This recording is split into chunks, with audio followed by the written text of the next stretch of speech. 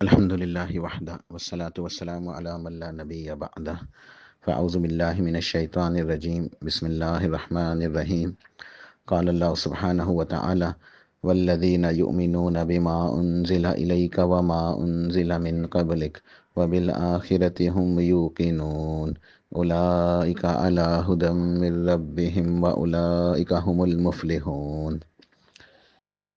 تدبر قرآن کا چھٹا درس ہے، اور پچھلا درس جو تھا پانچواں، اس کے اندر ہم نے سورہ بقرہ کی ابتدائی 5 آیات پڑھی تھیں اور اس کی تفصیل چل رہی تھی۔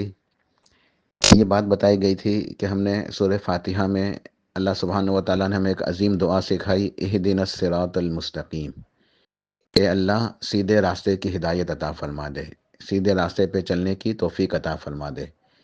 تو یہ دعا ہم بار بار کثرت کے ساتھ پڑھتے ہیں، ہر نماز کے اندر، ہر رکعت کے اندر۔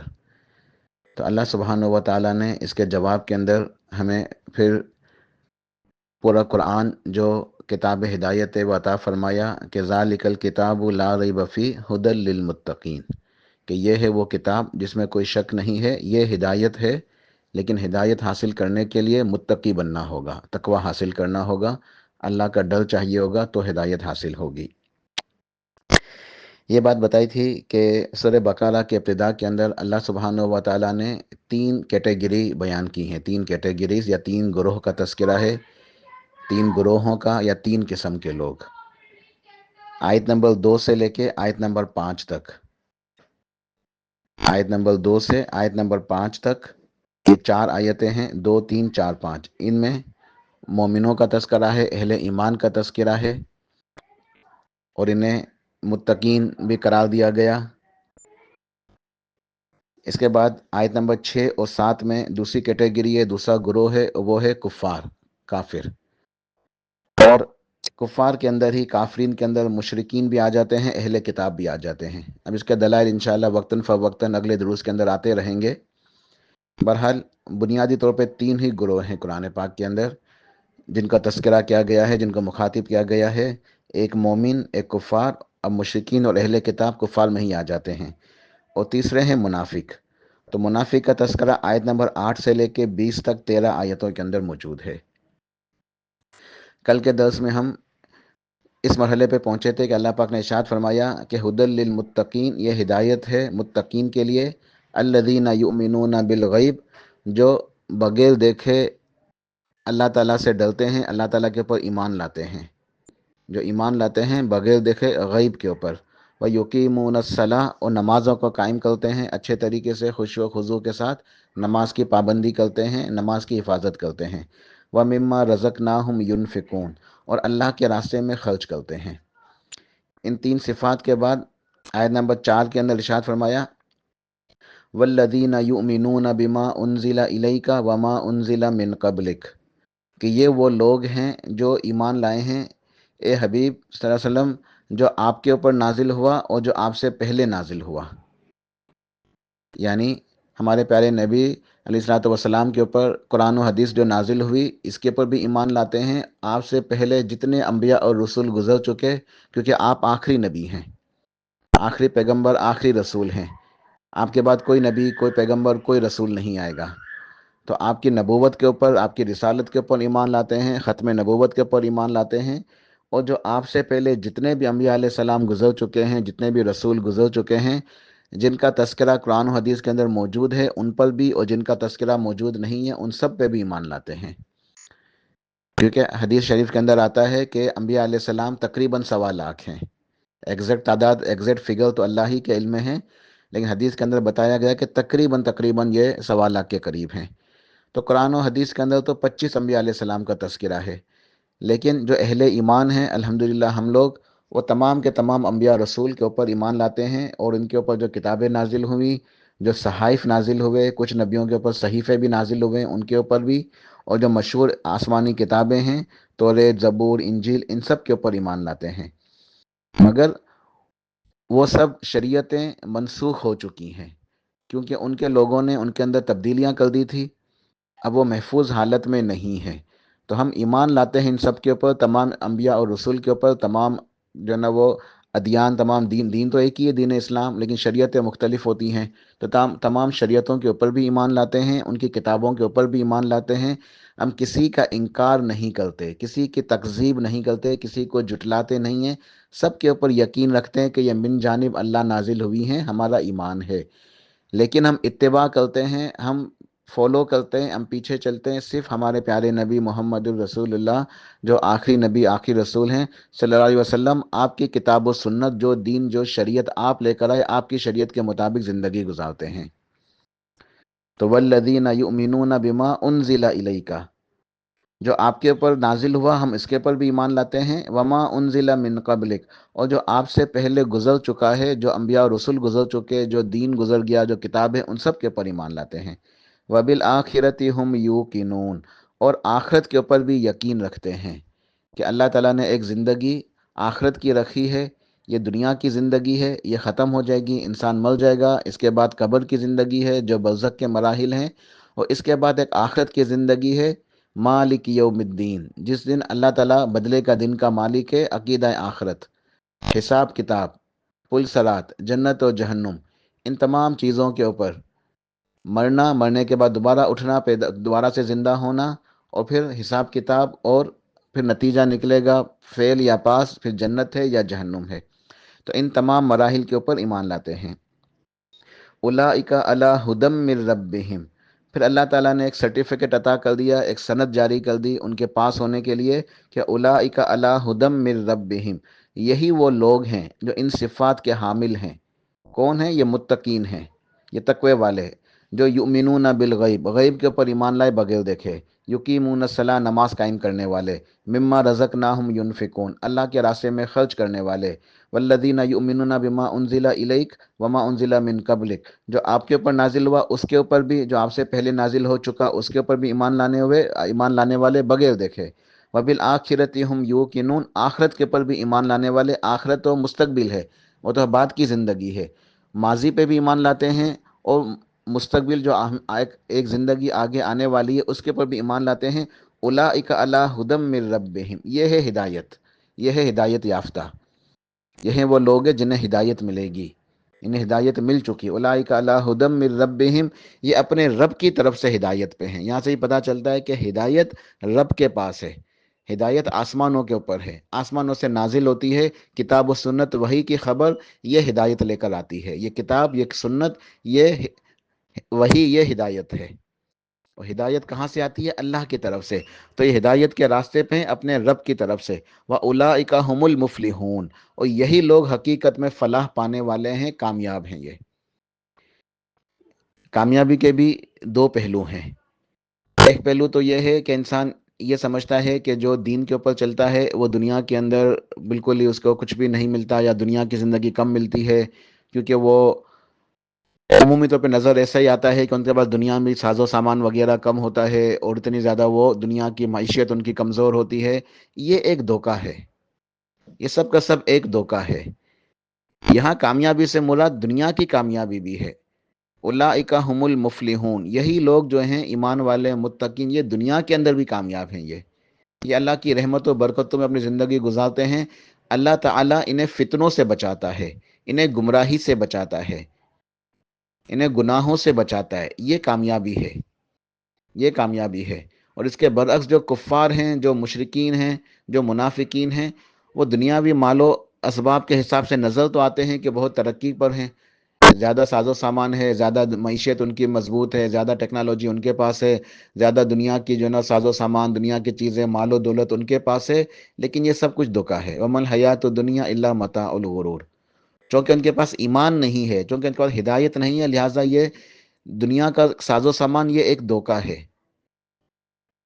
یہ کامیابی نہیں ہے ان کے پاس، یہ ناکامی ہے۔ کیونکہ اللہ تعالیٰ کی منشا یہ ہے، اللہ تعالیٰ کی چاہت یہ ہے کہ ان کو دنیا کی زندگی کے اندر مال و دولت، اسباب، عیش و عشرت، سارے آسائشات، لگژری سب ان کو دے دے۔ کیوں؟ کیونکہ ان کے لیے آخرت میں کوئی حصہ نہیں ہے، یہ آخرت میں بالکل مفلس ہیں، آخرت میں یہ جہنم میں جائیں گے، اللہ کے عذاب کے مستحق ہے یہ۔ تو اللہ کی چاہت یہ ہے کہ ان کو دنیا کے اندر کچھ فائدہ مل جائے، اور جو مومن ہیں، جو ہدایت یافتہ ہیں، ان کی زندگی عمومی طور پہ نظر آتی ہے کہ زیادہ آسائشات نہیں ہوتی، زیادہ لگژریز نہیں ہوتی، کیونکہ اللہ تعالیٰ یہ چاہتا ہے کہ انہیں دنیا کم دے تاکہ ان کو دنیاؤں سے، دنیا کے فتنے سے بچا لے، گمراہی سے بچا لے، گناہوں سے بچا لے، اور جو ان کے پاس تنگیاں آتی ہیں، پریشانیاں آتی ہیں، معیشت کے حوالے سے بیماریاں آتی ہیں، تو ان کے گناہوں کا کفارہ بن جائیں، اور جب یہ اللہ تعالیٰ کے پاس پہنچے تو یہ گناہوں سے پاک و صاف ہو، پھر دنیا انہیں آخرت کی زندگی میں سب کچھ مل جائے، پھر یہ جنت کے بادشاہ ہیں، پھر یہ جنت کے بادشاہ ہیں، اور ان کو جنت کی زندگی میں سب کچھ ملے گا۔ تو یہاں کامیابی سے مراد دنیا کی بھی کامیابی ہے، اگرچہ وہ غریب ہوں، اگرچہ وہ ان کے پاس دنیاوی اسباب مال و متاع کم ہو، لیکن اگر ان کے پاس ہدایت موجود ہے تو وہ کامیاب ہیں۔ وَأُولَٰئِکَ هُمُ الْمُفْلِحُونَ، یہی لوگ کامیاب ہیں، دنیا میں بھی، قبر میں بھی، حشر میں بھی، آخرت میں بھی، ہر جگہ کامیابی انہی لوگوں کے پاس ہے جن کے پاس تقویٰ ہے اور ہدایت ہے۔ جن کے پاس تقویٰ نہیں ہے، جن کے پاس ہدایت نہیں ہے، ان کے لیے ناکامی ہی ناکامی ہے، چاہے دنیا کے کتنے ہی چاہے وہ نعمتیں حاصل کر لیں، کتنی چاہے دنیا کے بہت بڑی سلطنتیں، حکومتیں حاصل کر لیں، دنیا کے سب سے بڑے بادشاہ بن جائیں، لیکن اگر ہدایت نہیں ہے، اگر تقویٰ نہیں ہے، سب سے بڑے محروم ہیں، بد نصیب ہیں، بدبخت ہیں، یہ بدبخت ہیں، یہ ان کا نصیب پھوٹ گئے سمجھ لیں ایک طرح سے۔ اور وہ لوگ جو چاہے دنیا کے اندر بالکل کمزور ہیں، ہر پہلو سے، ہر لحاظ سے، ان کی معیشت، ان کا طرز زندگی، ان کا سب کچھ کمزور ہے، چاہے معمولی مزدور ہیں، فقراء و مساکین ہیں، لیکن اگر اللہ کا تقویٰ موجود ہے، اللہ کا ڈر موجود ہے، اور ہدایت کا راستہ موجود ہے، یہ بادشاہ ہیں، سب سے بڑے کامیاب ہیں یہ۔ تو یہ مفہوم ہے وَأُولَٰئِکَ هُمُ الْمُفْلِحُونَ، یہ حقیقت میں کامیاب ہیں۔ ایمان جو ہے وہ کبھی بھی ایک جیسا نہیں رہتا، ایمان ہمیشہ کم اور زیادہ ہوتا رہتا ہے۔ کل کے 10 میں بس بات کی تفصیل بیان ہوئی تھی کہ ایمان جو ہے وہ قلبی کیفیت ہے، دل کی کیفیت کا نام ہے، تو دل انسان کا بدلتا رہتا ہے، کبھی کم کبھی زیادہ۔ تو ہمیں اس بات کی ضرورت ہے کہ ہم اپنے ایمان کی فکر کرتے رہا کریں، اپنے ایمان کو ہم نکھارتے رہا کریں، اپنے ایمان کی ہم تجدید کرتے رہا کریں۔ تو یہ ایمان ہمیشہ کم اور زیادہ ہوتا رہتا ہے، اور ایمان جو ہے وہ عمل کے ساتھ ہے، صرف زبان کا قول نہیں، زبان کا قول، دل کی تصدیق اور عمل کے ساتھ ایمان ہے۔ جو ایمان کی تعریف عند اہل السنہ جو بیان کی ہے اہل علم علماء نے، کہ اہل السنہ کے نزدیک ایمان کی تعریف کیا ہے؟ الایمان اقرار باللسان و معرفت بالقلب و عمل بالارکان، کہ ایمان جو ہے زبان کا اقرار ہے، زبان کا قول، اور دل کی معرفت، دل کے اندر معرفت، پہچان ہونی چاہیے، یعنی قلبی کیفیت، وہ عمل بالارکان، اور اس کے ارکان کے پر عمل ہونا چاہیے۔ ایک اور جو ہے وہ تعریف بیان کی ہے اہل علم نے کہ الایمان اقرار باللسان و تصدیق بالقلب و عمل بالجوارح، کہ ایمان زبان سے تصدیق ہے، زبان کا قول، زبان کا اقرار، اور دل کی تصدیق، اقرار باللسان، زبان کا اقرار، تصدیق بالقلب، دل سے تصدیق کرنا، اور عمل و اوضاع جواہر سے عمل کرنا، تو یہ ایمان ہے۔ فہو یزید بالطاعۃ، اور یہ ایمان میں اضافہ ہوتا ہے طاعت کے ذریعے، نیکیوں کے ذریعے، جتنی نیکیاں کریں گے ایمان میں اضافہ ہوگا۔ وینقص بالمعصیۃ، اور اللہ کی نافرمانی سے، گناہوں سے ایمان میں کمی آ جاتی ہے، نیکیاں کرنے سے ایمان میں زیادتی ہو جاتی ہے، اور گناہ کرنے سے ایمان میں کمی آ جاتی ہے۔ تو ایمان کم اور زیادہ ہوتا ہے، اچھے ماحول میں ہے، نیکی کے ماحول میں ہے، روزے رکھ رہے ہیں، نمازیں ادا کر رہے ہیں، مساجدوں کے اندر ایک رونق ہے، فرائض کی پابندی ہو رہی ہے، نوافل میں محنت ہو رہی ہے، قیام اللیل ہو رہے ہیں، ایمان میں اضافہ ہو رہا ہے۔ اور اگر غفلت کا ماحول ہے، غفلت کا شکار ہیں، دنیا کی رنگینیوں کے اندر الجھے ہوئے ہیں، دنیا کے آسائشات کے اندر لگژریز میں لگے ہوئے ہیں، اور غفلت اور ایک تساہل ہے، ایک گناہوں کی زندگی ہے، تو ایمان نیچے، ایمان کا لیول نیچے آتا رہتا ہے، ایمان کمزور ہوتا رہتا ہے۔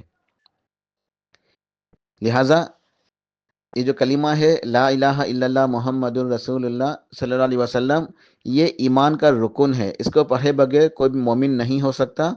تو قلبی تصدیق کے بغیر قول کا اعتبار نہیں ہے، زبان سے صرف اگر ہم تصدیق کر دیں گے، زبان سے کلمہ پڑھ لیں گے، لیکن دل میں اس کی حقیقت نہیں ہے، دل میں اس کی تصدیق موجود نہیں ہے، تو یہ قول جو ہے یہ معتبر نہیں، اس کا اعتبار نہیں ہوگا۔ اور عمل کے بغیر قول کی کوئی حیثیت نہیں ہے، عمل کے بغیر قول کی کوئی حیثیت نہیں ہے۔ اس بات کے دلائل قرآن و حدیث کے اندر، کتاب و سنت میں بہت سارے ہیں۔ اللہ پاک نے ارشاد فرمایا سورہ انفال کے اندر آیت نمبر 4 ہے، آیت نمبر 2، 3 اور 4، انما المؤمنون الذین اذا ذکر اللہ وجلت قلوبہم، کہ حقیقت میں مومن تو وہ ہیں، ایمان والے وہ ہیں جب اللہ کا ذکر کرتے ہیں، جب اللہ کا ذکر کیا جاتا ہے، وجلت قلوبہم، ان کے دل لرز جاتے ہیں، کانپ جاتے ہیں، ڈر جاتے ہیں، ان کے دل نرم ہو جاتے ہیں۔ وَإِذَا تُلِيَتْ عَلَيْهِمْ آيَاتُهُ، اور جب اللہ تعالیٰ کی آیات کی، قرآن پاک کی تلاوت کی جاتی ہے ان کے اوپر، زادتہم ایمانا، ان کے ایمان میں اضافہ ہو جاتا ہے۔ جب اللہ کا ذکر کرتے ہیں ان کا دل کانپ جاتا ہے، دل ڈر جاتا ہے، اللہ کی عظمت سے دل نرم ہو جاتا ہے۔ تو یہ کیا ہے؟ قلب کی کیفیت ہے۔ ایمان کہاں ہے؟ قلب کے اندر۔ ایمان قلب کے اندر ہے، دل میں۔ وَإِذَا تُلِيَتْ عَلَيْهِمْ آيَاتُهُ، اور اللہ تعالیٰ کی آیات کی تلاوت کی جاتی ہے، زادتہم ایمانا، ان کے ایمان میں اضافہ ہو جاتا ہے۔ وَعَلَىٰ رَبِّهِمْ يَتَوَكَّلُونَ، اور یہ اپنے رب کے اوپر توکل کرنے والے ہیں۔ تو یہاں یہ ایمان کے حوالے سے تینوں باتوں کا تذکرہ ہو رہا ہے، قول، زبان کا قول، دل کی تصدیق اور عمل۔ اللہ کا ذکر، اذا ذکر اللہ، انما المؤمنون الذین اذا ذکر، جب اللہ کو یاد کرتے ہیں، اللہ کا ذکر کرتے ہیں زبان سے، وجلت قلوبہم، دل کانپ جاتا ہے، دل کی کیفیت، تلیت علیہم آیاتہ، قرآن پاک کی آیات سنتے ہیں، ان کے اوپر تلاوت کی جاتی ہے، زادتہم ایمانا، دل میں ایمان میں اضافہ ہوتا ہے، دل قلبی کیفیت، وعلی ربہم یتوکلون، اور یہ جو توکل ہے، اللہ کے اوپر یقین رکھنا، اللہ کے اوپر بھروسہ کرنا، یہ قلبی عبادت ہے۔ الذین یقیمون الصلاۃ ومما رزقناہم ینفقون، آیت نمبر 3 کے اندر ارشاد فرمایا سورہ انفال کی کہ یہ وہ لوگ ہیں جو نمازوں کو قائم کرتے ہیں اور زکوٰۃ کو ادا کرتے ہیں، نفلی صدقہ خیرات کرتے ہیں، اللہ کے راستے میں خرچ کرتے ہیں۔ یہ عمل ہے، عمل بالجوار ہے، نمازوں کو قائم کرنا، نماز کی ادائیگی اور اللہ کے راستے میں خرچ کرنا، انفاق فی سبیل اللہ۔ اولئک ھم المؤمنون حقا، اللہ نے فرمایا کہ حقیقت میں یہی لوگ ایمان والے ہیں، یہی اپنے ایمان میں سچے ہیں۔ لہم درجات عند ربہم، ان کے درجات ان کے رب کے پاس ہیں۔ یہ درجات کہاں ہیں رب کے پاس؟ جنت میں، جنات النعیم کے اندر اونچے درجات ہیں ان ایمان والوں کے لیے۔ وَمَغْفِرَةٌ وَرِزْقٌ قریب، اور اللہ تعالیٰ کی مغفرت ہے اور اکرام والی روزی ہے، اکرام والی روزی ہے۔ صحیح مسلم کے اندر ایک حدیث ہے، عن سفیان بن عبداللہ ثقفی رضی اللہ عنہ قال قلت یا رسول اللہ صلی اللہ علیہ وسلم قل لی فی الاسلام قولا لا اسأل عنہ احدا بعدک وفی روایت غیرک قال قل آمنت باللہ ثم استقم۔ حضرت سفیان بن عبداللہ ثقفی ارشاد فرماتے ہیں کہ میں نے پوچھا، سوال کیا کہ یا رسول اللہ صلی اللہ علیہ وسلم، آپ مجھے اسلام کے بارے میں کوئی ایسی نصیحت کر دیں، کوئی ایسی بات بتا دیں جو آپ سے پوچھنے کے بعد، یعنی ایسی مکمل اور جامع نصیحت ہو، ایسی جامع بات ہو کہ مجھے اس بات کو، اس نصیحت کو سن کر کسی اور سے مزید کچھ پوچھنے کی ضرورت نہ رہے۔ ایک یہی نصیحت، یہی آپ کی بتائی ہوئی ایک بات مجھے سیدھے جنت میں لے جائے، میں کامیاب ہو جاؤں۔ تو آپ نے ارشاد فرمایا، پورے دین کا خلاصہ بیان کر دیا ایک جملے کے اندر، معمولی سا چھوٹا سا جملہ۔ یہ آپ جوامع الکلم تھے، اس بات کا ثبوت ہے کہ آپ جوامع الکلم تھے، کم لفظوں میں بڑی گہرائی والی باتیں، آپ ذومانی باتیں ارشاد فرما دیا کرتے تھے۔ تو بڑی جامع ترین نصیحت فرما دی آپ نے، ارشاد فرمایا قل آمنت باللہ ثم استقم، کہ تم کہہ دو کہ میں ایمان لایا اللہ تعالیٰ کے اوپر، زبان سے کہہ دو، قل، تم کہہ دو آمنت باللہ، میں اللہ کے اوپر ایمان لایا، ثم استقم، پھر اس کے اوپر استقامت دکھا دو، سیدھے ہو جاؤ، پھر اپنی ہر چیز سیدھی کر لو، اپنا عقیدہ، اپنی عبادتیں، اپنے معاملات، رہن سہن، معاشرت، طرز زندگی، سب کچھ سارے معاملات سیدھے کر لو، ثم استقم، پھر استقامت دکھا دو۔ اس کا ایک معنی ہے کہ سیدھے ہو جاؤ، اور دوسرا معنی ہے اس کے اوپر ڈٹ جاؤ، قائم ہو جاؤ، جم جاؤ، صبر کرو، پھر پیچھے نہ ہٹو۔ یہ دونوں معنی مراد ہے استقامت سے، ایک تو سیدھے ہونا، اور سیدھے ہونے کے بعد بالکل صراط مستقیم کے اوپر آ گئے، اب پیچھے نہیں پلٹنا، اب کجی نہیں، کوئی ٹہراپن نہیں، واپس نہیں جانا، کوئی گمراہی کا شکار نہیں ہونا، اسی صراط مستقیم پہ قائم رہو، اسی پہ تمہیں موت آ جائے تم کامیاب ہو۔ تو قل آمنت باللہ ثم استقم، یہاں بھی ارشاد ہوا کہ اپنی زبان سے کہہ دو اور پھر عمل، زبان کا قول اور عمل۔ اسی طرح بخاری مسلم کے اندر ایک حدیث ہے، ابو ہریرہ رضی اللہ عنہ قال قال رسول اللہ صلی اللہ علیہ وسلم الایمان بضع وسبعون شعبہ فافضلها قول لا الہ الا اللہ وادناها اماطۃ الاذى عن الطریق والحیاء شعبۃ من الایمان آپ نے ارشاد فرمایا کہ ایمان کی 70 یا اس سے بھی اوپر شاخیں ہیں، اس کے حصے ہیں، ان میں سب سے افضل ہے فَأَفْضَلُهَا قَوْلُ لَا إِلَهَ إِلَّا اللَّهِ، لا الہ الا اللہ کا قول یہ سب سے افضل شاخ ہے ایمان کی۔ وَأَدْنَاهَا إِمَاطَةُ الْأَذَى عَنِ الطَّرِيق، اور سب سے ادنا شاخ ایمان کا ادنا درجہ جو ہے وہ راستے سے تکلیف دینے والی چیزوں کو ہٹا دینا ہے۔ سب سے اعلیٰ درجہ ایمان کا قول لا الہ الا اللہ ہے، زبان کا قول لا الہ الا اللہ کا کلمہ توحید کا اقرار، اور سب سے ادنا درجہ ہے راستے سے کوئی تکلیف دینے والی چیز ہے اس کو ہٹا دیا جائے۔ والحیاء شعبۃ من الایمان، اور حیا جو ہے، شرم و حیا، یہ ایمان کا ایک شعبہ ہے، ایمان کا حصہ ہے، ایمان کا جز ہے، یا یہ بھی ایمان کا ایک درجہ ہے۔ تو یہاں دیکھیں اس حدیث سے بھی تینوں باتیں ذکر ہوئی۔ زبان کا قول یعنی سب سے اونچا درجہ بتایا گیا قول لا الہ الا اللہ، تو قول کس سے؟ زبان سے ہے، اقرار باللسان۔ پھر عمل وَأَدْنَاهَا إِمَاطَةُ الْأَذَى عَنِ الطَّرِيق، کہ راستے سے تکلیف دینے والی چیز کو ہٹانا، یہ ایک اوضاع جوہر کا عمل ہے نا، کہ انسان جا رہا ہے راستے میں کوئی تکلیف دینے والی چیز ہے اس کو ہٹا دے گا تو یہ بھی ایک نیکی ہے، یہ بھی ایک نیکی ہے، تو یہ عمل ہے۔ اور پھر حیا شعبۃ من الایمان، حیا کیا ہے؟ شرم و حیا یہ ایک جذبہ ہے، دل کے اندر ہوتا ہے، تو یہاں دل کی عبادت بھی ہے، زبان کی عبادت اور جسمانی عبادت بھی ہے، تو یہ سب ایمان ہے، یہ سب ایمان ہے۔ امام بخاری رحمہ اللہ فرماتے ہیں کہ میں نے 1000 سے زائد اہل علم سے احادیث لکھی ہیں۔ امام بخاری رحمہ اللہ فرماتے ہیں کہ میں نے 1000 سے زائد اہل علم سے احادیث لکھی ہیں، احادیث جمع کی ہیں۔ سب کا یہی قول تھا، یعنی 1000 سے زیادہ علماء سے امام بخاری کی ملاقات ہوئی، امام بخاری رحمہ اللہ نے ان سے حدیث کا سماع کیا، حدیثیں سنی، حدیثوں کو جمع کیا۔ تو ان 1000 سے زیادہ علماء جو ہیں جن سے امام بخاری رحمہ اللہ نے احادیث جمع کی، ان کی ملاقات ثابت ہے، ان سب کا یہی قول تھا کہ ایمان قول اور عمل کو کہتے ہیں، اور جو یہ کہتا تھا کہ ایمان صرف زبان کا قول ہے، میں اسے حدیث لیتا ہی نہیں تھا، میں اس کی حدیث کو قبول نہیں کرتا تھا۔ یہ امام بخاری رحمہ اللہ نے صحیح بخاری کے اندر جو ہے فرمایا ہے۔ پھر امام شافعی رحمہ اللہ فرماتے ہیں کہ صحابہ کرام، تابعین، تبع تابعین، پھر ان کے بعد جن کا زمانہ بھی ہم نے پایا، سب کے سب بالاجماع کہتے ہیں کہ ایمان قول، عمل اور نیت کا نام ہے۔ ایمان قول، عمل اور نیت، ان تینوں اجزاء میں سے ہر ایک کا موجود ہونا ضروری ہے، کوئی کسی کی طرف سے کفایت نہیں کرتا۔ امام شافعی نے یہ بات، کتاب ہے اصول اعتقاد اہل السنہ امام لالکائی کی، اس کے اندر امام شافعی کا یہ قول موجود ہے۔ یہاں بھی امام شافعی رحمہ اللہ نے کیا فرمایا کہ ایمان قول، عمل اور نیت کا نام ہے۔ تو قول زبان کا قول ہے، عمل اوضاع جواہر کا عمل، اور نیت دل کے اندر ہوتی ہے۔ تو ایمان کے لیے ضروری ہے زبان، دل اور پورے جسم سے عمل کرنا، اور یہ ایمان کم بھی ہوتا ہے اور زیادہ بھی ہوتا ہے۔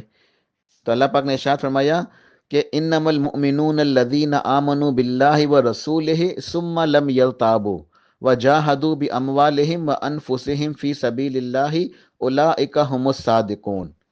سورۃ الحجرات کی آیت نمبر 15 ہے۔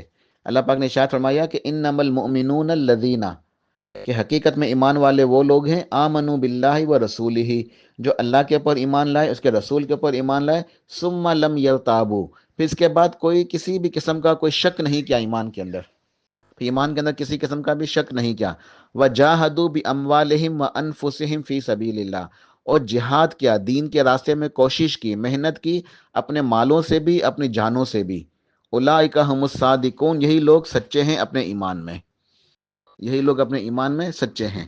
تو یہ ابتدائی آیات ہیں سورہ بقرہ کی، جس کے اندر اہل ایمان کا تذکرہ ہے، پھر وقتاً فوقتاً ان کی مزید صفات کا تذکرہ ہمارے اس پورے کورس کے اندر آتا رہے گا، اس سے ہم نصیحت حاصل کرتے رہیں گے، اپنا تذکیہ کرتے رہیں گے۔ سورہ لقمان کے اندر بھی جو ابتدائی آیتیں ہیں، ابتدائی 5 آیتیں بالکل ملتی جلتی، بالکل اسی مفہوم کی آیتیں ہیں۔ میں چاہتا ہوں کہ یہ مقام بھی ہم پڑھ لیں تاکہ ہمیں یہ پتہ چل جائے کہ سورہ لقمان کی ابتدا بھی انہی 5 آیتوں سے ہوتی ہیں جو سورہ بقرہ کی ملتی جلتی آیتیں ہیں، مفہوم، تفسیر سب کچھ یہی ہے، صرف آیتیں پڑھ کے ہم آگے چلیں گے کیونکہ اس کی تفسیر تو الحمدللہ مکمل ہو چکی ہے۔ سورہ لقمان، بسم اللہ الرحمن الرحیم، الف لام میم، یہاں بھی حروف مقطعات جو سورہ بقرہ کی پہلی آیت میں تھے، ٹھیک ہے۔ اس کے بعد تلک آیات الکتاب الحکیم، حروف مقطعات کے بعد قرآن پاک کا تذکرہ کہ تلک آیات الکتاب الحکیم، یہ آیات ہیں اس کتاب کی، عظیم ترین کتاب کی جو حکمت والی ہے، یہ یعنی قرآن پاک، حکمتوں والی قرآن پاک، یہ اس کی آیات ہیں۔ ہدی و رحمت للمحسنین، یہ ہدایت بھی ہے اور رحمت بھی ہے۔ سورہ بقرہ کا بالکل وہی مفہوم جو ہے نا مراد ہے کہ ہدل للمتقین، ذالک الکتاب لا ریب فیہ ہدل للمتقین. یا ارشاد فرمایا کہ تلک آیات الکتاب الحکیم ہدی و رحمت للمحسنین، کہ ہدایت ہے اور رحمت ہے. یہ قرآن ہدایت ہے اور یہ قرآن رحمت ہے. تو یہ قرآن ہدایت بھی ہے، رحمت بھی ہے، شفا بھی ہے. ٹھیک ہے، کس کے لیے؟ للمحسنین، احسان کرنے والوں کے لیے. واتی ہدل للمتقین، تقوی والوں کے لیے. کل میں نے ایک بات بتائی تھی کہ یہ سب مترادف الفاظ ہیں، کہیں پہ مومنین کا تذکرہ ہے، کہیں مسلمین کا لفظ آئے گا، کہیں محسنین کا آئے گا، کہیں متقین کا آئے گا. تو ہم انہی کے اندر جو ہے نا انشاءاللہ اپنا تذکیہ کرتے رہیں گے کہ یہ ساری صفات ہمیں حاصل ہو جائے، ایمان بھی، اسلام بھی، تقوی بھی اور احسان بھی. تو یہاں سورہ بقرہ میں فرمایا ہدل للمتقین، ہدایت تقوی والوں کے لیے. یہاں ارشاد فرمایا کہ ہدایت اور رحمت کس کے لیے؟ احسان کرنے والوں کے لیے، نیکوکاروں کے لیے. ہدم و رحمت للمحسنین، ہدایت ہے اور رحمت ہے محسنین کے لیے. اب محسنین کون ہیں؟ جو سورہ بقرہ میں ارشاد فرمایا بالکل وہی آیات یہاں محسنین کے لیے. جو متقین ہیں وہی محسنین ہیں. تفصیلات انشاءاللہ آگے آتی رہیں گی. الذین یقیمون الصلاۃ و یؤتون الزکوٰۃ، کہ محسنین وہ ہیں جن کے لیے قرآن ہدایت بھی ہے اور رحمت بھی ہے، جو نمازوں کو قائم کرتے ہیں. الذین یقیمون الصلاۃ و یؤتون الزکوٰۃ، اور زکوٰۃ کو ادا کرتے ہیں. وہم بالآخرۃ ہم یوقنون، اور آخرت کے اوپر بھی یقین رکھتے ہیں. اولئک علی ھدی من ربہم، یہی وہ لوگ ہیں جو اپنے رب کی طرف سے ہدایت پر ہیں. فاولئک ھم المفلحون، اور یہی لوگ فلاح پانے والے ہیں، کامیاب ہیں. کامیاب لوگ تو یہی ہیں. تو الحمدللہ ہم نے ایک کیٹیگری مکمل کی جو سورہ بقرہ کی ابتدا کے اندر آیت نمبر 2، 3، 4 اور 5 کے اندر بیان ہوئی، اور یہ ایمان والوں کی کیٹیگری ہے. اب اس کی مزید تفصیلات ہیں، مزید قرآن پاک میں مختلف مقامات کے اوپر ان کی جو ہے نا وہ صفات کا تذکرہ ہے. ہم انشاءاللہ ان سے بعد میں اگلے دروس کے اندر وہ صفات کے بارے میں جب پڑھیں گے تو انشاءاللہ وہاں ہمیں کچھ نصیحت حاصل ہوگی. مقصد یہ ہے کہ ہم ان صفات کو حاصل کریں، اپنے ایمان کی تجدید کریں. اس کے بعد 2 آیتیں ہیں، وہ آیت نمبر 6 اور 7، یہ کافروں کے متعلق ہیں، یہ کفار کے لیے ہیں. اللہ پاک نے ارشاد فرمایا آیت نمبر 6 کے اندر، ان الذین کفروا سواء علیہم اانذرتہم ام لم تنذرہم لا یؤمنون، کہ یقیناً جن لوگوں نے کفر کیا، اے میرے حبیب برابر ہے ان کے لیے کہ آپ انہیں ڈرائیں یا نہ ڈرائیں. لا یؤمنون، وہ ایمان نہیں لائیں گے. یقیناً وہ لوگ جو کفار ہو گئے، انکار کر دیا، کافر ہو گئے، جنہوں نے کفر کیا، ان کے لیے برابر ہے آپ انہیں نصیحت کریں یا نہ کریں، انہیں ڈرائیں یا نہ ڈرائیں، وہ ایمان نہیں لانے والے. آیت نمبر 6 ہے. آیت نمبر 7 میں ارشاد فرمایا ختم اللہ علی قلوبہم وعلی سمعہم وعلی ابصارہم غشاوہ ولہم عذاب عظیم، اللہ نے مہر لگا دی ہے ان کے دلوں کے اوپر، ان کے کانوں کے اوپر، ان کی آنکھوں کے اوپر پردہ ہے، اور ان کے لیے دردناک عذاب ہے. اللہ پاک نے مہر لگا دی ہے ان کے دلوں پر، اور ان کے کانوں کے اوپر، ان کی آنکھوں کے اوپر پردہ ہے، اور وہ ان کے لیے دردناک عذاب ہے. تو ان 2 آیتوں کے اندر کافروں کا تذکرہ ہے.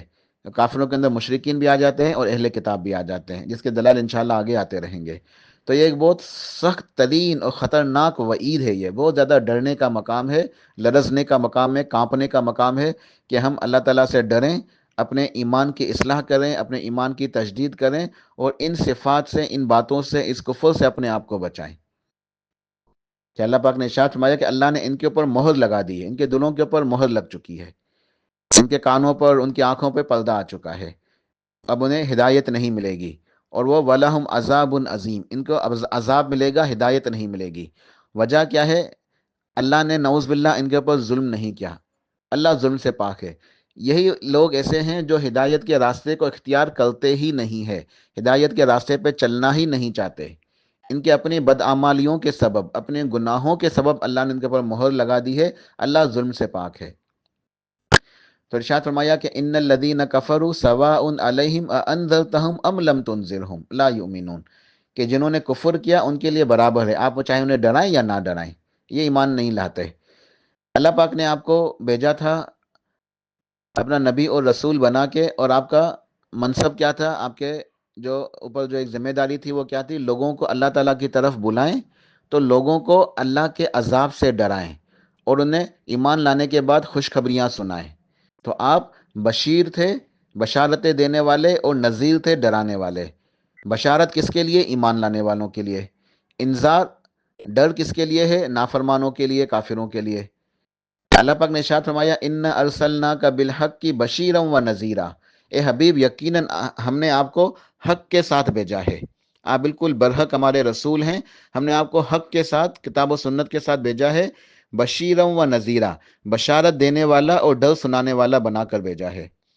کسی مقام پہ ارشاد فرمایا، سورہ رات کی آیت ہے، انما انت منذر، انما انت منذر ولکل قوم ہاد، اے میرے حبیب آپ تو بس ڈر سنانے والے ہیں، آپ تو اللہ تعالیٰ کی طرف سے پیغام پہنچانے والے ہیں، ہدایت دینے کی توفیق تو اللہ کے ہاتھ میں ہے، آپ تو اپنا کام کر رہے ہیں، آپ تو اللہ تعالیٰ کی طرف سے ڈر سنا رہے ہیں۔ وَلِكُلِّ قَوْمٍ ہاد، اور ہر قوم کے اندر ایک ہادی ہوتا ہے، ہر قوم کے اندر ایک ہادی ہوتا ہے، ہدایت کی بات بتانے والا، ہدایت کے راستے کی طرف رہنمائی کرنے والا، ہدایت کے راستے کو اختیار کرنا، اس کے اوپر چلنا، یہ توفیق اللہ کے ہاتھ میں ہے۔ اللہ جسے چاہتا ہے ہدایت پہ چلنے کی توفیق دیتا ہے، لیکن ہر قوم کے اندر ہادی موجود ہوتا ہے، ہدایت کی بات بتانے والا، حق اور باطل سمجھانے والا، اصلاح کرنے والا، نصیحت کرنے والا، ہدایت کا راستہ دکھانے والا۔ تو آپ ہدایت کے راستہ دکھانے والے ہیں، آپ ہادی ہیں اللہ تعالیٰ کی طرف سے، اور آپ انما انت منذر، آپ ڈرانے والے ہیں، ڈر سنانے والے ہیں کہ لوگوں اللہ کے عذاب سے ڈر جاؤ، ایمان لے آؤ۔ نبوت کی ابتدائی آیات ہی جب تھی یا ایھا المزمل، اس کے بعد سب سے پہلے تو آپ کو اس سے بھی پہلے آیت نازل ہوئی اقرا بسم ربک الذی خلق، یہ 5 ابتدائی آیات سے آپ کو نبوت عطا ہوئی۔ یہ پہلی وحی تھی اقرا بسم ربک الذی خلق، دوسری وحی تھی یا ایھا المدثر، یا ایھا المدثر قم فانذر وربک فکبر وثیابک فطہر والرجز فہجر۔ یا ایھا المدثر، اے میرے حبیب جو آپ چادر میں لپٹ کے آرام کر رہے ہیں صلی اللہ علیہ وسلم، آپ اٹھ جائیے، قم فانذر، بس آپ اٹھ جائیے اور لوگوں کو اللہ کے عذاب سے ڈرائیے، لوگوں کو اللہ کے عذاب سے ڈرائیے، لوگوں کو ایمان کی طرف بلائیے، اپنے کپڑوں کو پاک و صاف رکھیے، اللہ کی کبریائی کو بیان کریں، اللہ کی توحید کو بیان کریں، اور شرک سے، نجاست سے، گندگی سے، ہر قسم کی ظاہری باطنی نجاست سے اپنے آپ کو دور کریں، اور لوگوں کو اللہ کی طرف بلائیں، توحید کی طرف بلائیں، ایمان کی طرف بلائیں۔ تو آپ نے دن رات ایک کر دیے، ایک ایک کے پاس جا کے ایمان کی دعوت دی، مجمع کے اندر جا کے ایمان کی دعوت دی، ہر موقع کے اوپر آپ نے نہ اپنا آرام دیکھا، نہ سکون دیکھا، نہ دن اور رات، بلکہ آپ نے پوری قربانیاں دی، دن اور رات ایک کر دی کہ اہل مکہ کسی طرح ایمان لے آئیں۔ آپ کی شدید خواہش تھی۔ تفسیر طبری کے اندر امام طبری رحمہ اللہ لکھتے ہیں کہ قال ابن عباس رضی اللہ تعالیٰ عنہما، جو مشہور مفسر قرآن ہے، حبر الامہ ہے اس امت کے، جو ہے نا علم کے سمندر، سیدنا عبداللہ بن عباس رضی اللہ تعالیٰ عنہما، وہ کہتے ہیں کہ اللہ کے نبی کریم صلی اللہ علیہ وسلم کی بڑی شدید خواہش تھی، آپ کی بڑی آرزو تھی، آپ کی بڑی تمنا تھی کہ یہ سب مکے والے، یہ سب لوگ ایمان لے آئیں اور سب ہدایت قبول کر لیں، ایمان قبول کر لیں، ہدایت قبول کر لیں، تاکہ جہنم سے بچ سکیں اور جنت میں چلے جائیں۔ مگر اللہ تعالیٰ نے فرما دیا کہ یہ سعادت ہر ایک کے حصے میں نہیں ہے، یہ نعمت تو بٹ چکی ہے، جس کے حصے میں آئی ہے وہ آپ کی مانے گا، آپ کی باتوں کو مانے گا، آپ کی تعلیمات کو تسلیم کرے گا، ایمان لائے گا، اور جو بدقسمت ہیں وہ ہرگز اطاعت اور ہدایت کی طرف نہیں جھکیں گے۔ جیسے کہ اہل کتاب تھے مدنی زندگی کے اندر، مدنی دور میں اہل کتاب جو تھے یہود و نصارہ وغیرہ، وہ اپنی کتابوں میں اللہ کے رسول کریم صلی اللہ علیہ وسلم، آپ کے صحابہ، دین کی تمام باتیں، آپ کا حلیہ مبارک، آپ کی صفات، یہاں تک کہ آپ کا نام بھی، سب کچھ پاتے تھے۔ توریت اور انجیل کے اندر یہ باتیں، آپ کی صفات موجود تھی، آپ کا حلیہ موجود تھا، آپ کے صحابہ کی باتیں موجود تھی، آپ جو تعلیمات لے کر آئے وہ موجود تھی، حتیٰ کہ آپ کا جو نا نام بھی موجود تھا، اس میں ہی احمد، کہ میرے بعد ایک نبی آئے گا جس کا نام احمد ہوگا۔ اللہ نے قرآن میں فرمایا کہ میرے حبیب یہ آپ کو ایسے جانتے ہیں جیسے اپنے بچوں کو جانتے ہیں، جیسے اپنے بچوں کو پہچانتے ہیں۔ کوئی ہوتا ہے کہ کوئی شخص اپنی اولاد کو پہچاننے سے انکار کر دے کہ پتہ نہیں میری اولاد ہے کہ نہیں، اس دنیا میں کبھی نہیں ہوتا۔ تو جس طرح یہ اپنی اولاد کو پہچانتے ہیں میرے حبیب، اسی طرح یہ آپ کو پہچانتے ہیں، مگر پھر بھی ظالم ایمان نہیں لاتے، تعصب کی وجہ سے کہ یہ آخری نبی جو ہیں بنو اسحاق میں سے آنے والے تھے، بنو اسماعیل میں سے کیوں آ گئے؟ اسی تعصب کی بنا پہ یہ لوگ ایمان نہیں لاتے، ایمان لانے سے انکار کرتے ہیں۔ اور یہ اہل مکہ یہ تسلیم کرتے تھے کہ آپ صادق ہیں، آپ امین ہیں، آپ سچے ہیں، آپ امانت دار ہیں، مگر ایمان لانے سے انکار کر دیا۔ ابو طالب کی مثال آپ کے سامنے ہے. ابو طالب کون تھے؟ آپ کے سگے چچا. کیا ان کو شک تھا کہ اللہ کے نبی صلی اللہ علیہ وسلم جو میرے بھتیجے ہیں کہ نعوذ باللہ یہ جھوٹے ہیں، یا جو یہ دعوت دے رہے ہیں ایمان کی طرف بلا رہے ہیں کہ یہ جھوٹے ہیں، یہ دعوت جھوٹ ہے؟ نہیں، بلکہ وہ تو آپ کا ساتھ دیتا تھا، آپ کی حمایت کرتا تھا. مشرکین مکہ آپ کو تنگ کرتے، آپ کی دفاع کے لیے سامنے کھڑا ہو جاتا تھا. اور اہل عرب جو ہوتے تھے یہ پیدائشی طور پہ ان کا بڑا شغف ہوتا تھا شاعری سے، یہ شاعر ہوتے تھے. ابو طالب بھی شاعر تھا، اس کا دیوان موجود ہے ابھی بھی، دیوان ابو طالب. اس کے دیوان کے اندر یہ اشعار موجود ہیں جس کا خلاصہ یہ، جس کا مفہوم یہ ہے، عربی اشعار ہیں ابو طالب کے. وہ شاعری کرتا تھا، اس کا پورا دیوان ہے. اس نے شاعری کے اندر یہ کہا ہے کہ میں جانتا ہوں کہ میرا بھتیجا سچا ہے، اور جو یہ دین لے کر آیا یہ تمام ادیان میں سب سے خیر، سب سے بہترین دین ہے. میں اس کو بالکل سچا سمجھتا ہوں. لیکن اگر مجھے اپنے قبیلے کی عورتوں کا اور مردوں کے طعنوں کا اگر جو ہے نا مجھے ان کی آڑ دلانے کا جو ہے نا ڈر نہ ہوتا تو میں اس کے اوپر ایمان لے آتا، اسلام قبول کر لیتا. دیکھیں کتنی بڑی محرومی ہے، اور کتنا زیادہ جو ہے نا کبھی کبھی کبھار جب میں یہ واقعہ اور یہ بات سوچتا ہوں تو مجھے بہت زیادہ ڈر لگتا ہے کہ ایسا بدنصیب کہ اللہ کے نبی ہیں. آپ سے بڑھ کے کون ہو سکتا ہے ہدایت دینے والا؟ کہ آپ اللہ کے نبی ہیں، آپ سگا چچا ہے، بھتیجا موجود ہے، دن رات اس کے ساتھ گزرتے ہیں، اسلام کی خدمت بھی کرتا ہے، وہ اپنے بھتیجے کے ساتھ مل کے اسلام کا دفاع بھی کر رہا ہے. لیکن کیا کہہ رہا ہے کہ اگر اپنی قوم کے، اپنی برادری کے طعنوں کا ڈر نہ ہوتا کہ برادری والے طعنے دیں گے، برادری والے باتیں بنائیں گے، وہ مجھے کوسیں گے، کہ ملتے دم بھی جو ہے نا اپنے آبا و اجداد کے دین سے پھر گیا، بھتیجے کی بات مان لی. جب ابو طالب کی وفات کا وقت آیا تو سرتاج رسول رحمۃ اللہ علیہ وسلم، آپ کی شدید خواہش تھی کہ آپ مرنے سے پہلے جو ہے نا وہ کلمہ پڑھ لیں. آپ ان کے بعد تشریف لے گئے تو دیکھا کفر کے سردار بیٹھے ہوئے تھے ان کے پاس. تو آپ نے کہا میرے چچا آپ کلمہ پڑھ لیے. تو وہ جو کافر سردار بیٹھے تھے نے کہا کہ جو ابو طالب ملتے ہوئے کیا بھتیجے کی بات مانو گے؟ آبا و اجداد کے دین سے پھر جاؤ گے؟ نبی علیہ الصلوۃ والسلام نے پھر اپنی بات دہرائی، میرے چچا کلمہ پڑھ دیں. آپ اپنی بات کرتے ہیں، وہ کفر کے سردار اپنی بات کرتے ہیں. آخر اس بدنصیب کے زبان سے جو آخری جملہ نکلا کہ بل علی ملت عبد المطلب، کہ عبد المطلب کے ملت پہ، یعنی اسی بت پرستی پہ، اسی دین کے اوپر جو بت پرستی شرک ہے اسی پہ مرتا ہوں میں. کلمہ نہیں پڑھا، لا الہ الا اللہ کا انکار، لا الہ الا اللہ کا انکار کر دیا، نہیں کلمہ پڑھا. تو کتنی بڑی یہ محرومی ہے، کتنی بڑی بدنصیبی ہے کہ وہ جانتا تھا، وہ پہچانتا تھا، اس کو سب کچھ پتا تھا حق کہ میرا بھتیجا سچا ہے. مگر کیا کہا اس نے اپنے اشعار کے اندر کہ اگر برادری کے تانے نہ ہوتے، برادری والے آڑ نہ دلائیں مجھے، شرم نہ دلائیں مجھے، تانے نہ دیں، میرا مذاق نہ اڑائیں، تو میں اسلام قبول کر لوں. برادری والوں کی باتوں کی وجہ سے، ان کے تانوں کے خوف سے وہ جہنم کے لیے ہمیشہ میں چلا گیا، ہمیشہ ہمیشہ کی جہنم میں. آج ہم سوچے، آج ہم لوگ بھی حق کی بات پتہ چلتی ہے، کتاب و سنت پتہ چلتی ہے، نہیں یہ تو وہابیوں کی باتیں ہیں، یہ فلاں کی ہیں، یہ فلاں کی ہیں. ہم تو زندگی بھر ایسے ہی کرتے ہوئے آئے ہیں. اب لوگ کیا کہیں گے، برادری والے کیا کہیں گے، لوگ تانے دیں گے. آج بھی ہمارے پاس، ہمارے معاشرے میں ایسے بہت سارے لوگ ہیں، انہیں کتاب و سنت سے نصیحت کی جاتی ہے، سمجھایا جاتا ہے، حق کی بات بالکل کھول کھول کے واضح صحیح احادیث بتائی جاتی ہیں، سنت سکھائی جاتی ہے، ماننے سے انکار کر دیتے ہیں کہ ہمارے فلاں تو جو نا ہمیشہ ایسے کرتے ہوئے آئے ہیں، ہمارے بزرگوں نے تو ہمیں یہی سکھایا ہے، ہمارے بڑے تو اکابرین یہ کہتے ہیں، ہماری برادری میں تو یہ رسم و رواج ہے. تو برادری کی رسم و رواج، برادری خاندان والوں کی باتیں، خاندان والے کیا کہیں گے؟ یہ پریکٹیکلی بہت ساری مثالیں ہیں.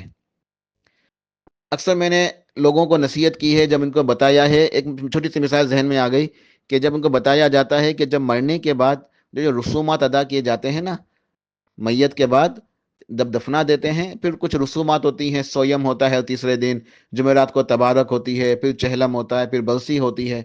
میں نے بہت لوگوں کو منع کیا اور ان کو سمجھایا دلائل کے ساتھ کہ یہ بدعتیں ہیں، اور سنت طریقہ بھی بتا دیا کہ اب تم نے کیا کرنا، یہ بھی سنت سے ثابت ہے کہ ان کے لیے استغفار کرو، ان کے لیے مغفرت کی دعائیں کرو، ان کے لیے صدقہ خیرات کرو. دعا اور صدقہ خیرات یہ کام آئے گی. یہ قرآن خوانی کرنا اور یہ جو نا لوگوں کو جمع کرنا، یہ سویم، یہ چہلم، یہ کچھ بھی کام نہیں آتا، یہ سب بدعتیں ہیں. کہتے ہیں ٹھیک ہے، بات تو ہم سمجھتے ہیں، لیکن کیا کریں، شروع سے چلتا ہوا آیا ہے، اب مشکل ہے، اب نہیں کریں گے تو خاندان والے باتیں کریں گے.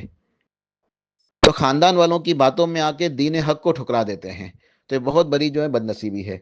بہرحال بات کہیں اور نکل گئی. تو میں یہ کہہ رہا تھا کہ تفسیر تبری میں ابن عباس رضی اللہ عنہما نے فرمایا کہ نبی علیہ الصلوۃ والسلام کی شدید خواہش تھی کہ لوگ ایمان لے آئیں اور ہدایت قبول کر لیں، مگر اللہ نے فرما دیا کہ سعادت ہر کسی کے حصے میں نہیں ہے، آپ تو صرف ہدایت کی بات بتا سکتے ہیں، لیکن انہوں نے ماننا نہیں ہے، انہوں نے ماننا نہیں ہے۔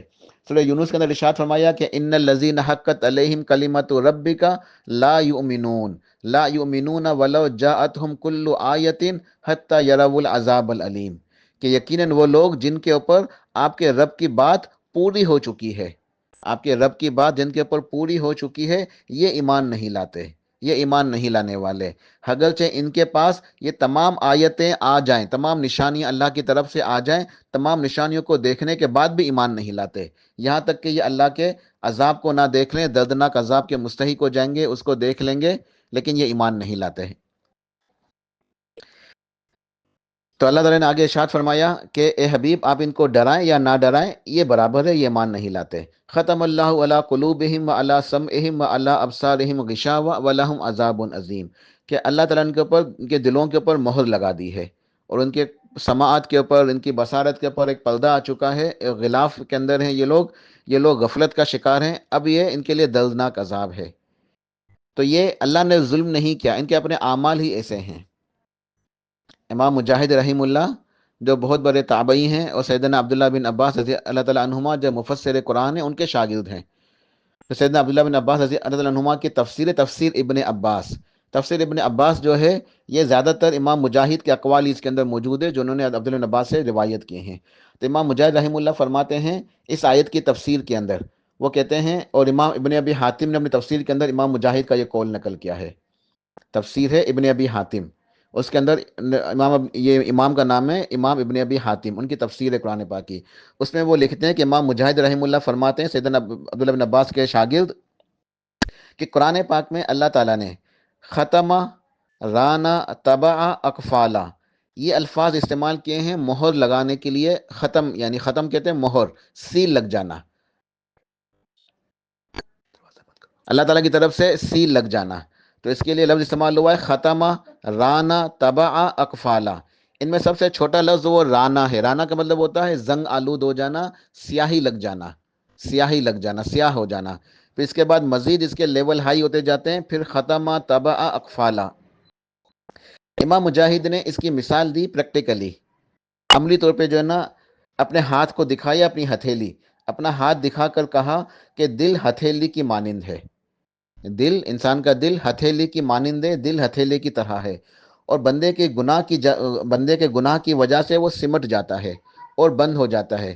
اس طرح کہ انسان گناہ کرتا ہے تو اس کی چھوٹی انگلی، جسے ہم چھنگلی کہتے ہیں نا، سب سے چھوٹی والی انگلی، گناہ کر کر کے گویا چھوٹی انگلی بند ہو گئی، مزید گناہوں کے اوپر اصرار کرتا گیا، اب دوسری برابر والی انگلی بھی بند ہو گئی، دو انگلیاں بند ہو گئی، یہاں تک کہ گناہوں کے اوپر بندہ قائم ہے، گناہ پہ گناہ کیے جا رہا ہے، تیسری انگلی بھی بند ہو گئی، حتیٰ کہ ایک وقت آیا چوتھی انگلی بند ہو گئی، پھر انگوٹھا بھی بند ہو گیا، اب مٹھی بالکل بند ہو چکی ہے گناہوں کی وجہ سے، اب اس طرح بند ہوئی ہے مٹھی جس میں کوئی چیز داخل نہیں ہو سکتی۔ اسی طرح گناہوں سے دل کے اوپر پردے پڑ جاتے ہیں، مہر لگ جاتی ہے، پھر اس پر کسی بھی طرح کا حق اثر نہیں کرتا، نہ اچھی بات اسے اچھی لگتی ہے، نہ برائی معلوم ہوتی ہے، نہ نیکی نیکی لگتی ہے، نہ برائی معلوم ہوتی ہے، پھر اللہ تعالیٰ کی طرف سے دل کے اوپر مہر لگ جاتی ہے۔ یہی باتیں جو اللہ پاک نے سورہ بقرہ میں یہاں بھی ارشاد فرمائی ان آیتوں کے اندر، اور اس کے علاوہ ایک اور مقام میں بھی ارشاد فرمائی سورہ نساء آیت نمبر 155، بل طبع اللہ علیہا بکفرہم، بل طبع اللہ علیہا بکفرہم، کہ ہرگز نہیں، بلکہ اللہ تعالیٰ نے ان کے اوپر مہر لگا دی ان کے کفر کی وجہ سے، ان کی کفر کرنے کی وجہ سے، ان کی ناشکری کی وجہ سے، ان کے گناہوں کی وجہ سے، ان کے بدعمالیہ سیاہ کاریوں کی وجہ سے اللہ نے ان کے اوپر طبع اللہ علیہ ایک اسٹیمپ لگا دی، سیل لگا دی، مہر لگ گئی ہے، اب ان کی مٹھی بند ہو گئی، گویا اب اس کے اندر حق نہیں جا سکتا۔ سورہ مطففین کی آیت نمبر 14، سورہ مطففین آیت نمبر 14 میں بھی ارشاد فرمایا کلا بل ران علی قلوبہم ما کانوا یکسبون، کہ ہرگز نہیں، بلکہ ان کے دل زنگ آلود ہو چکے ہیں، ان کے دل زنگ آلود ہو چکے ہیں، ما کانوا یکسبون، ان کے اپنے اعمال کی وجہ سے، جو انہوں نے کمایا، جو بدعمالیاں کمائیں، جو ہدایت کے راستے کو ٹھکرا دیا، ہدایت کے راستے کو کے اوپر نہیں چلے، حق کو ٹھکرا دیا، ان کے حق کو ٹھکرانے کی وجہ سے، ہدایت کے راستے کے اوپر، ہدایت کے راستے کو اختیار نہ کرنے کی وجہ سے اور گناہوں کی وجہ سے ان کے دل زنگ آلود ہو گئے۔ کلا بل ران علی قلوبہم، ان کے دلوں کے اوپر زنگ لگ گیا ہے۔ اس کی تفسیر کے اندر اللہ کے نبی صلی اللہ علیہ وسلم ارشاد فرماتے ہیں، ترمذی اور ابو داؤد وغیرہ کے اندر حدیث موجود ہے، آپ نے ارشاد فرمایا ان العبد اذا اذنب، کہ جب کوئی بندہ گناہ کرتا ہے، کانت نقطۃ سوداء فی قلبہ، اس کے دل کے اوپر ایک سیاہ نقطہ لگ جاتا ہے۔ جب کوئی بندہ گناہ کرتا ہے تو اس کے دل کے اوپر ایک سیاہ نقطہ لگ جاتا ہے۔ فَإِن تَابَ وَنَزَعَ وَاسْتَغْفَرَ سُقِلَ قَلْبُهُ، پھر اگر وہ اللہ تعالیٰ کی طرف لوٹ آتا ہے، اپنے اصلاح کر دیتا ہے، باز آ جاتا ہے اس گناہ سے اور توبہ استغفار کر لیتا ہے، اس کا دل دل جاتا ہے، وہ جو سیاہ دبا لگ گیا تھا، سیاہ نقطہ لگ گیا تھا، وہ ختم ہو جاتا ہے۔ اللہ تعالیٰ اس کے لوٹنے پلٹنے کی وجہ سے، رجوع اللہ کی وجہ سے، استغفار کرنے کی وجہ سے، گناہ سے باز آنے کی وجہ سے اس کے دل سے اس سیاہ نقطے کو ہٹا دیتا ہے، دل پھر چمکنے لگتا ہے۔ فَإِن زَادَ زَادَتْ، اگر پس وہ بندہ گناہوں میں اضافہ کرتا رہتا ہے، گناہوں میں زیادتی کرتا ہے، گناہوں کی زندگی گزارتا رہتا ہے، غفلت کا شکار ہوتا جاتا ہے، گناہوں میں آگے بڑھتا جاتا ہے، زادت فذالک الران الذی ذکر اللہ تعالی فی کتابہ، تو اس کے دل کے اوپر سیاہ نقطے لگتے رہتے ہیں، یہاں تک کہ یہ وہ ران ہے، یہ وہ زنگ ہے، یہ وہ سیاہی ہے، یہ وہ کالا پن ہے، یہ وہ کالک ہے، وہ زنگ، وہ سیاہی جس کا تذکرہ اللہ تعالیٰ نے اپنی کتاب کے اندر ارشاد فرمایا، کَلَّا بَلْ رَانَ عَلَىٰ قُلُوبِهِمْ مَا كَانُوا يَكْسِبُونَ، کہ بل ان کے دلوں کے اوپر ہرگز نہیں، ان کے دلوں کے اوپر زنگ لگ چکا ہے، دل سیاہ ہو گئے ہیں، دل کالے ہو چکے ہیں ان کے اپنے گناہوں کے سبب۔ تو اس حدیث سے ہمیں معلوم ہوا کہ گناہوں کی زیادتی دلوں کے اوپر غلاف ڈال دیتی ہے، آنکھوں پر پردہ آ جاتا ہے، سماعت کے اوپر، پھر حق سننے سے انسان قاصر ہو جاتا ہے، حق کو دیکھنے سے ان آنکھیں قاصر ہو جاتی ہیں، آنکھوں سے حق نظر نہیں آتا، کانوں سے حق سنائی نہیں دیتا، کیونکہ غلاف آ گیا، پردہ آ چکا ہے، دلوں کے اوپر تالے لگ گئے۔ اب اس کے بعد اللہ تعالیٰ کی طرف سے مہر لگ جاتی ہے، جسے ختمہ اور طبع کہا گیا ہے۔ تو یہ اللہ پاک نے دو آیتوں کے اندر کفار کا تذکرہ کیا، ان الذین کفروا سواء علیہم اانذرتہم ام لم تنذرہم لا یؤمنون، ختم اللہ علی قلوبہم وعلی سمعہم وعلی ابصارہم غشاوہ ولہم عذاب عظیم۔ تو جن لوگوں نے کفر کیا ان کے لیے برابر ہے میرے حبیب، آپ انہیں ڈرائیں یا نہ ڈرائیں، یہ ایمان نہیں لاتے، یہ ایمان نہیں لائیں گے۔ اللہ نے ان کے دلوں کے اوپر مہر لگا دی، ان کی سماعت، ان کی بصارت پہ پردے چھا گئے، اب ان کے لیے دردناک عذاب ہے، ان کے اپنے بدعمالیوں کی وجہ سے، گمراہیوں کی وجہ سے، ہدایت کے راستے کو ٹھکرانے کی وجہ سے۔ ہمارے لیے یہ نصیحت ہے کہ ہم ان آیتوں سے ڈر جائیں، ہم ان آیتوں سے لرز جائیں، کانپ جائیں، اللہ کے آگے گر جائیں، دعائیں کیا کریں، اہدنا الصراط المستقیم، اے اللہ ہمیں سیدھے راستے کی ہدایت دے، اے اللہ ہمیں سیدھے راستے پہ چلنے کی توفیق عطا فرما، ہمیں کفر سے بچا، ہمیں شرک سے بچا، ہمیں نفاق سے بچا، ہمیں گناہوں سے، فتنوں سے بچا لے، ہمیں گمراہیوں سے بچا لے۔ تو اللہ تعالیٰ سے دعا کرنی چاہیے، ہدایت کے راستے کو اختیار کرنا چاہیے۔ ہدایت کا راستہ کیا ہے؟ صراط مستقیم، سیدھا اور بالکل سچا راستہ، ایک ہی راستہ ہے، کوئی دوسرا کوئی نہیں ہے، نفی اور اثبات کے ساتھ، کہ ہدایت کا راستہ جو ہے یہ صراط مستقیم ایک ہے، دو نہیں ہو سکتے۔ آج کل ہمارے یہاں جو ہے نا ایک عجیب عجیب باتیں کی جاتی ہیں کہ بھائی 4 راستے ہیں، الگ الگ امام ہے، جس کے بھی راستے پہ چلو، جو بھی کرو سب کامیاب ہے۔ نہیں، ہدایت کا راستہ اہدنا الصراط المستقیم صرف اور صرف کتاب و سنت کا راستہ ہے، اتباع سنت کا راستہ۔ اس راستے پہ چلنے کے لیے محنت کرنی ہے، علم حاصل کرنا ہے، کوشش کرنی ہے اور اللہ تعالیٰ سے مانگنا ہے۔ تو آج کے درس کو میں یہ مکمل کرتا ہوں، اور اس کے بعد کفر کی کچھ اقسام ہیں، کچھ باتیں ہیں جو انشاءاللہ کل کے درس میں، اس کے بعد پھر منافقین کا تذکرہ ہوگا۔ ہم نے ایک دعا سیکھی، اہدنا الصراط المستقیم، جو ہمیں ہر نماز کے اندر بار بار توجہ کے ساتھ، خشوع و خضوع کے ساتھ پڑھنی چاہیے، کہ حدیث بیان ہوئی تھی کہ اللہ تعالیٰ جواب دیتا ہے جب بندہ کہتا ہے ایاک نعبد و ایاک نستعین، اور رب فرماتا ہے ھذا بینی و بین عبدی نصفین ولعبدی ما سأل، پھر ہم کہتے ہیں اہدنا الصراط المستقیم، اللہ سیدھے راستے پہ چلا، یہودیوں کے راستوں سے بچا، ان کی گمراہیوں سے بچا، عیسائیوں کے راستوں سے، ان کی گمراہیوں سے بچا، بلکہ تیرے نبیوں کا، صلحاء کا، شہیدوں کا، صدیقین کے راستے پہ چلا۔ تو ایک دعا ہم نے سیکھی، بار بار پڑھنی ہے، اہدنا الصراط المستقیم۔ آج کے درس میں انشاءاللہ ایک دعا کے اوپر ختم کرتا ہوں۔